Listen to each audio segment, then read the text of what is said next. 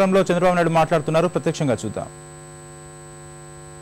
ఈ ముఖ్యమంత్రిని కోరుతున్నాం, డిమాండ్ చేస్తున్నాం, అవాకులు చవాకులు మానండి, వాస్తవాల దగ్గరికి రండి. చేతనైతే ఇన్ని సంవత్సరాలు మీరు చేసిన అన్యాయానికి, షెడ్యూల్ కులాలకి, షెడ్యూల్ తెగలకి క్షమాపణ చెప్పండి. లేకపోతే నేను అడిగిన క్వశ్చన్స్ కి సమాధానం చెప్పండి. అంతేగాని తప్పును 10 సార్లు చెప్తే ఒప్పవుతున్ననుకుంటే అది మీ అజ్ఞానం తప్ప ఇంకోటి కాదు. దాన్ని తెలుగుదేశం పార్టీ ఎట్టి పరిస్థితుల్లో ఉపేక్షించమని కూడా ముఖ్యమంత్రిని హెచ్చరిస్తున్నారు. మీరు మీకంటే ముందు కాంగ్రెస్ పార్టీలో ముఖ్యమంత్రిగా ఉన్న రాజశేఖర రెడ్డి ఇద్దరు కూడా సమాధానం చెప్పాలి. మీ పార్టీ సమాధానం చెప్పాలి. మీ పార్టీ ఆధ్వర్యంలోనే, మీ పార్టీ అధికారంలో ఉన్నప్పుడే షెడ్యూల్ కులాలకు అన్యాయం జరిగింది. అంబేద్కర్ గారి యొక్క స్ఫూర్తి పూర్తిగా నిర్వీర్యమయ్యే పరిస్థితి తీసుకొచ్చింది. మీరే తీసుకొచ్చారు. ఈ విషయం గుర్తుపెట్టుకోవాలి. తెలుగుదేశం పార్టీ షెడ్యూల్ కులాలకు ఏం చేశామో, షెడ్యూల్ తెగలకు ఏం చేశామో చెప్పడానికి సిద్ధంగా ఉన్నాం. కడాని ఇక్కడ ఏజెన్సీ ఏరియాలో డబ్బులకు కక్కుర్తిపడి బాక్సైట్లు కూడా మీరు అమ్ముకున్న హీన చరిత్ర ఈ కాంగ్రెస్ పార్టీది తప్ప ఇంకొకరిది కాదు. నిన్న కూడా మాయమాటలు మాట్లాడుతున్నారు. ఇక్కడికి వస్తే మేము మీకు అనుకూలంగా ఉన్నామని షెడ్యూల్ కులాలతో మాట్లాడతారు, షెడ్యూల్ తెగలతో మాట్లాడతారు. హైదరాబాద్కు వస్తే పారిశ్రామిక వేత్తలకు అనుకూలంగా మాయమాటలు మాట్లాడతారు. ఒక మంత్రి ఈ ప్రభుత్వం రాజ్యాంగ ఉల్లంఘన చేసిందని గవర్నర్కు లెటర్ రాస్తాడు. ఇక్కడే ఎంపీగా ఉండే, కేంద్రంలో మంత్రిగా ఉండే వ్యక్తి.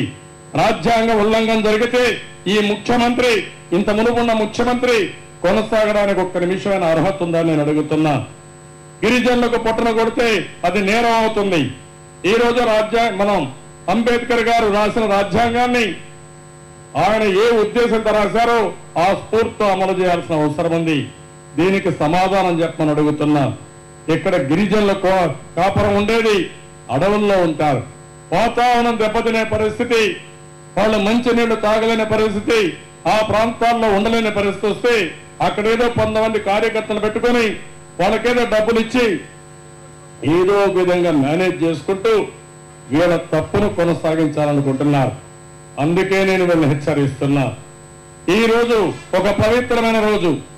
ఈ పవిత్రమైన రోజు ఈ ప్రభుత్వాన్ని డిమాండ్ చేస్తున్నా. మీరు షెడ్యూల్ కులాలకు ఏం చేశారో, షెడ్యూల్ తెగలకు ఏం చేశారో, తెలుగుదేశం పార్టీ ఏం చేశామో చెప్పడానికి మేము సిద్ధంగా ఉన్నాం. మీ దగ్గర ఏదైనా స్టఫ్ ఉంటే రండి. ఎక్కడ చర్చకైనా సరే మా పార్టీ సిద్ధంగా ఉందని ఈ కిరణ్ కుమార్ రెడ్డి కిరికిరి ముఖ్యమంత్రిని హెచ్చరిస్తున్నా. ఎందుకంటే 4-5 మీటింగ్లో నేను చూస్తున్నా, ఏదో మాట్లాడుతున్నాడు, ఏదో మనం వ్యతిరేకించామంట, మనకు చిత్తశుద్ధి లేదంట. ఒక పవిత్రమైన భావంతోనే నేను పాదయాత్ర మొదలుపెట్టాను. పాదయాత్ర మొదలుపెట్టిన తర్వాత మన సభ్యులు అసెంబ్లీలో నరసింహులు గారు బ్రహ్మాండంగా ఆర్గ్యూ చేశాడు, చెప్పాడు, వాస్తవాలన్నీ చెప్పాడు. చెప్పి మీరు కూడా వర్గీకరణకు నాంది పలకమని అసెంబ్లీలో గట్టిగా పట్టుబడితే ఈ ప్రభుత్వం ఏమాత్రం వినకుండా పోయిన ప్రభుత్వం ఈ ప్రభుత్వం. అదే పిల్ల కాంగ్రెస్ అసెంబ్లీలో ఏమాత్రం సహకరించకుండా కడపటి మినిట్లో ఇంకా విధి లేని పరిస్థితుల్లో అందరూ కూడా వ్యతిరేకం అవుతారని లాస్ట్ మూమెంట్ లో లేచి నిలబడుకున్నారు. అదే కౌన్సిల్లో బిల్లు వస్తే మళ్ళా మనం పట్టుబట్టాం. మళ్ళా మనం పట్టుబడితే ఆ రోజు సమాధానం చెప్పకుండా ఏదో ఒక విధంగా అవాయిడ్ చేయడం కోసం ప్రయత్నిస్తే ఓటింగ్ వరకు పోయాం. అప్పుడు పిల్ల కాంగ్రెస్ అక్కడ కూడా ఓటేయకుండా బయట వాకౌట్ చేసిన పరిస్థితి. ఇంకొంతమంది వ్యతిరేకంగా ఓటేశారు. ఈ విషయాన్ని మర్చిపోతున్నారు వీళ్ళు.